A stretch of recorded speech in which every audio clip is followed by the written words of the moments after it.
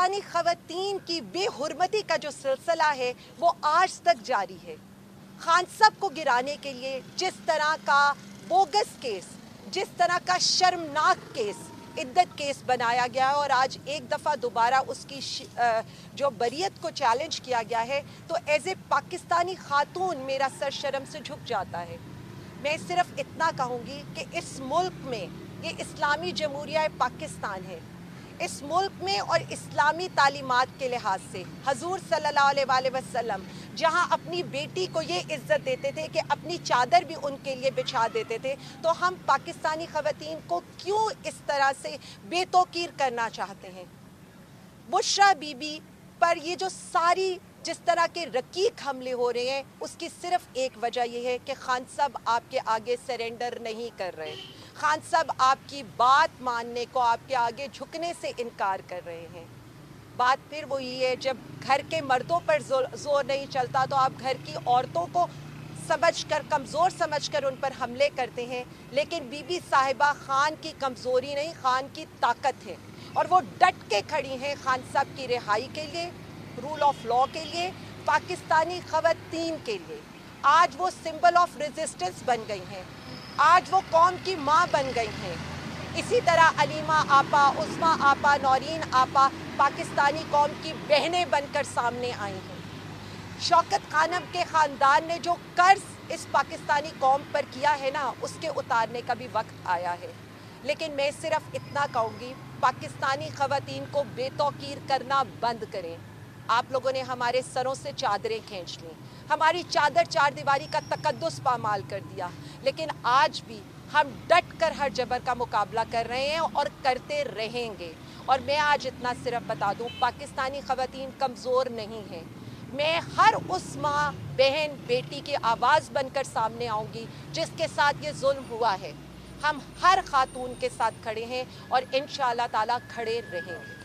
20वीं तरमीम, अब मुझे तो ये है कि जजेस को भी अपनी इज्जत की लड़ाई लड़नी चाहिए, अदलिया की आज़ादी की लड़ाई लड़नी चाहिए। सारे मुल्क का ठेका सिर्फ प्राइम मिनिस्टर इमरान खान साहब ने नहीं उठाया हुआ। मतलब 26वीं तरमीम अदलिया की आज़ादी के ऊपर एक वार है, जजेस की जो ये डिग्निटी के ऊपर एक वार है। तो कब निकलेंगे? मतलब देखें, मेरी बात सुने, हम तो सबकी लड़ाई लड़ रहे हैं, वज़ीर आज़म इमरान खान तो सबकी लड़ाई लड़ रहा है, तो आपको भी निकलना पड़ेगा। इस मुल्क को बचाना है, अदलिया को बचाना है, अदलिया के वकार की बात है। हम जब कहते हैं फुल कोर्ट बना दे, दूध का दूध पानी का पानी सबके सामने हो जाए। जिस तरह 26वीं तरमीम के लिए आपने देखा है, वोट की इज्जत को पामाल किया गया, पार्लियामेंट के तकद्दुस को पामाल किया गया, पार्लियामेंटेरियंस के घरों को तबाह बर्बाद किया गया, तो मैं सिर्फ इतना समझती हूँ कि अब भी कुछ सीख लें, मुल्क को आगे चलने दें। हम क्यों चाहते हैं कि हर किसी की आज़ादी को सल्ब करके हम पाकिस्तान पे हुक्मरानी कर सकते हैं? अब आप लोगों पर पीका एक्ट लग गया है, तो हम तो आपके साथ भी खड़े हैं। जब आप लोगों ने एहतजाज किया था तो वज़ीर आज़म इमरान खान साहब ने अपना फैसला वापस लिया था। यही वज़ीर आज़म साहब और जो पाकिस्तान पीपल्स पार्टी के सरबराह हैं, वो जाकर आपके साथ बैठे थे। तो आज का ये सब कुछ नज़र नहीं आता। मैं सिर्फ इतना कहूँगी, हम आप सब के लिए खड़े हैं और खड़े रहेंगे।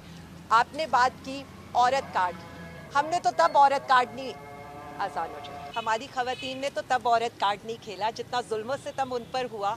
मर्दों से ज़्यादा तकलीफ़ दी गई औरतों को। किसी, मेरे ख़्याल में पाकिस्तानी तहरीक इंसाफ का नाम जुड़ना या पाकिस्तान तहरीक इंसाफ की तरफ से ट्वीट करना ही काफ़ी था। उसके बाद तो ना किसी की औरत की इन्होंने चादर और चार दीवारी का तकद्दुस रहने दिया। तो मैं सिर्फ इतना कहूँगी, हम बेशक पाकिस्तान की, पंजाब की माएँ बहनें बेटियाँ हैं, लेकिन ना हम हमदर्दी कार्ड खेलेंगे, ना हम औरत कार्ड खेलेंगे। मैं एक सियासतदान हूँ और मैं चाहती हूँ कि मुझे एज ए सियासतदानी ट्रीट किया जाए और हमारी बाकी ख़वातीन भी वो वफ़ा का, साबित कदमी का, इस्तकामत का इस्तारा हैं। और पाकिस्तान की ख़वातीन, क्या पाकिस्तानी ख़वातीन को, माओ बहनों बेटियों को मेरा सलाम है, क्योंकि उन्होंने इद्दत केस जैसे बोगस केस पर रिएक्ट करके 8 फरवरी को इस मुल्क में इनकलाब बर्पा किया।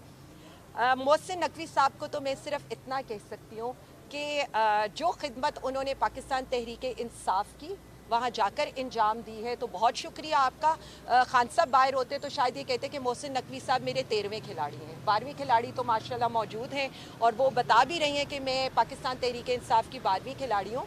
जिधर जिधर से वो मुलाकात करके निकलते थे, हम तो चाह रहे थे कि 4-5 सैनेटर से और मुलाकात कर लें ताकि एक और ट्वीट हो जाए फ्री इमरान खान की। असल में ना, जब खान साहब कहते हैं कि एक ये पढ़े लिखे नहीं है और दूसरा पढ़ते नहीं हैं, अगर ये पढ़े लिखे होते तो क्या मोहसिन नकवी साहब किसी ऐसे फंक्शन के अंदर जाते जो एंटी चाइना है, और अब उसका बहाना बना रहे हैं कि इनको पता नहीं है। तो मैं सिर्फ इतना सवाल करूंगी कि आप पाकिस्तान के मफादात के कैसे खिलाफ जा सकते हैं? आप पाकिस्तानी अवाम के तो खिलाफ थे, आप पाकिस्तानी मफादात के खिलाफ कैसे जा सकते हैं? और दूसरी बात देखिए, समझने के लिए, ये हमने नहीं कहा था कि beggars are not the chooser. ये हमने नहीं कहा था कि अमेरिका हमारा वेंटिलेटर है।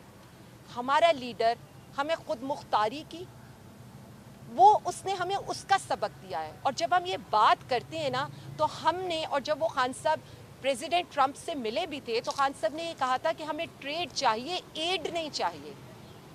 हम आपके साथ अमन में होंगे, जंग में हम आपका हिस्सा नहीं बनेंगे, और हम आपसे अपने ताल्लुकात बराबरी पर, इज्जत पर चाहते हैं। इनको एब्सोल्युटली नॉट का मतलब भी नहीं पता, ये ह्यूमन राइट्स की वायलेशन भी करते हैं। हम सिर्फ इतना कहना चाहते हैं कि जो नई अमेरिकन इंतज़ामिया आई है वो अगेंस्ट ऑल ऑड्स आई है, वो अवाम की ताकत से आई है। इसलिए वो अवाम की ताकत को, उनके सेंटीमेंट को समझते हुए उस पाकिस्तानी हुकूमत का साथ दे जिसके पीछे अवाम खड़ी है, उस लीडर के साथ खड़ी हो जिस लीडर के साथ अवामी हमायत है। और इसके अलावा जो वायलेशन बाइडेन एडमिनिस्ट्रेशन की आशीर्वाद के अंदर इस मुल्क के अंदर हुई हैं, उनसे अपने आप को डिस्टेंस करें। तो ये पढ़े लिखों के समझने की बात है, और हमारी अवाम इतनी बाशऊर है कि वो समझ रही है, लेकिन जो कठपुतलियाँ मुसल्लत है ये मुश्किल से उनको समझ में। मैडम, खान साहब की बात की है,